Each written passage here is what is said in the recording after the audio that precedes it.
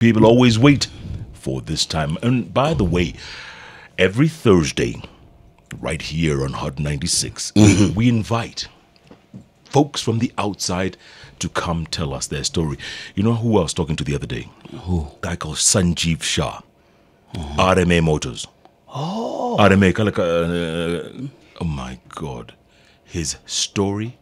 And he says he'll come early next year. Cynthia will organize early next year because he's going away on vacation, right? But he almost died twice. Died.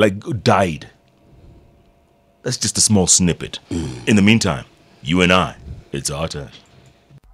A story a day. Story day. So, just like any other person out here, all of us has debts, we have debts, we have... That's why we come to work at 4 a.m. Yeah, that's why we have debt. We have debts and one day, it hit me really bad. You know the way you can trust a few friends and you come up and partner, or even without partnering, Jeff, you're my friend, and you tell me that, Jalas, I'm planning to do this, and this, and this, and I don't have money. So please help me. If you know someone somewhere who can give us money, please. Pesa za nini? Za biashara. Okay. Za biashara. Right. And in one way or another, I trust and see your vision that this is going to work. This is going to work very well. Okay. Yeah. I'm big in events, so I wouldn't say the name of the event though.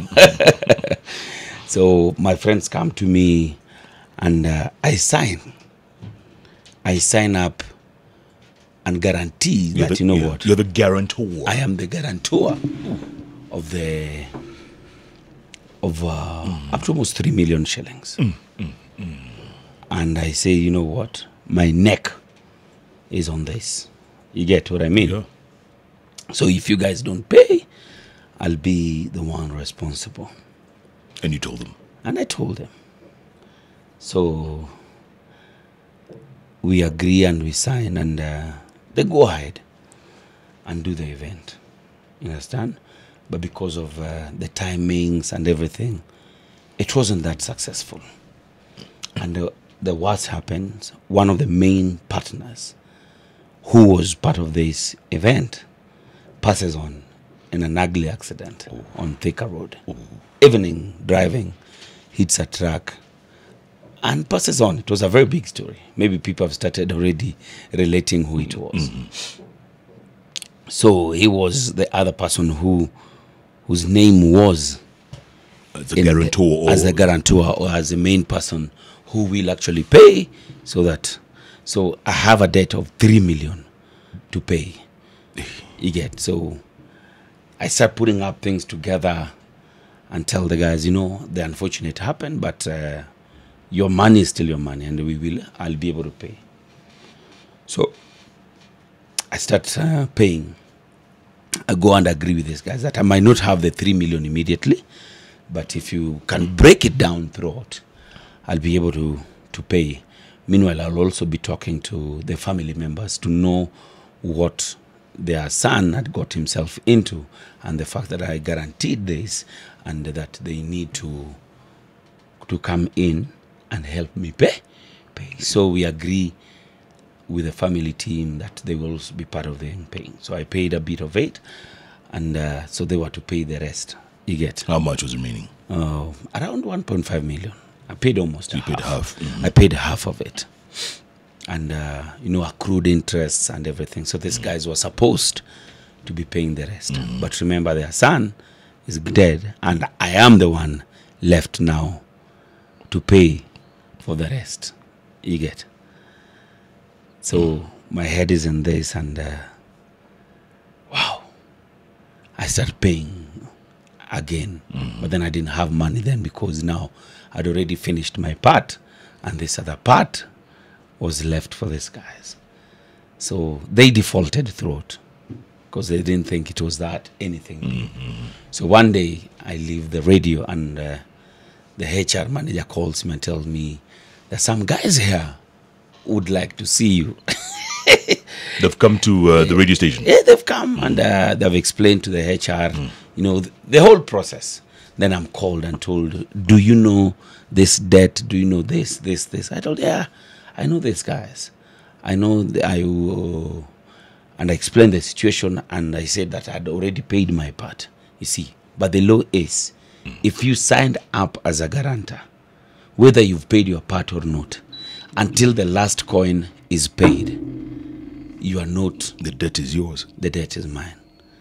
So, as the law agrees and accepts, they give me 7 days to come up with 1.5 million shillings, or they will now come to auction me. You get? So, I go back in 7 days. I was really low in funds that time. I go back to the family and tell them that this is the situation. Why are you guys not paying? You can actually see that this thing.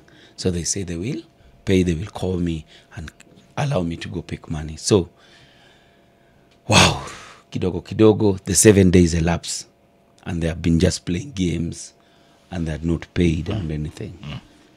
So on the 7th day, auctioneers are always really ready. They're always on time. They're always on time. So as I walk out of the gate, I'm stopped. And I recognize them. I really wanted to drive and go. And just speed or run over someone. But I said, okay, it's not worth it. So you stop. I stop, and they tell me, remember, we are here. So we've been instructed to come and pick first this car, which will be used as a collateral to the debt. So I tell them, I understand, but if you allow me to go take some of the stuff out of the car so that I give you the car, it will be okay. They're kind enough. They still know this Jalango, and if he really wants to pay, he will pay. So they're not harassing me all this time. You understand? Yeah. So we go to my office and we remove stuff from the car, and I see my cargo. With these guys? With these guys. But the person who we're taking the money from also knows very well that, you know what, maybe things have just not been okay. So they don't put my car on auction. They take the car to the office from where we borrowed the money from. Understand? So we go, I go and follow them and find my car, and I talk down to my guy, tell him this is the situation. So he decides, you know what, I'll keep the car until you guys, I'll not auction the car, but I'll keep it until you pay my money. Remember, interest is accruing. From that elapse and these people not paying. Yeah, from 1.5. From 1.5, we got again to almost 2.6 again, and it was piling and piling. You understand? Guess what? This guy was my friend because I used to work and do some work for him. And as we were just waiting, he gets a job that it's only me who can do. Remember, I owe him. Correct. So he calls me and tells me, there's some job for you here. Then I tell him, boss, how am I even going to work and you have my car in your yard? He told me, come. So he tells me, pick your car first. And then I'll call you so that we can talk. Because you were back to Matatus, or what were you? No, I wasn't back to Matatus, really. Okay. Are you crazy? You know, sometimes I want to actually take a Matatu. I just want to take a Matatu. But the problem is, I've tried, but I can't. You walk in and it gets crazy. It gets crazy, and even the comfort around it just throws you off. Everybody, selfie, nini. Then it's a lot of talk, and sometimes you just going into a Matatu just for fun. All right. Did you pay the debt? Yes, it's paid. And the story? He owes me. The guy now owes me a bit of money. Did you get your car back? Yes, I got my car back. But the guy owes me some money. Today? Yes. The guy you owed money to? Yes, and now owes me some money.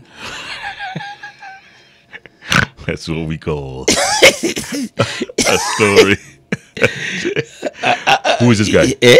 A very close friend of mine. Who is it? Our very close friend. Somebody who's close to me. and Watch you. out. Yes. Just whisper to me. No, I'll tell you something. Is that what we call? A story a day. Now rocking with the best, man. It's the Hot Breakfast with Jeff and Jalango.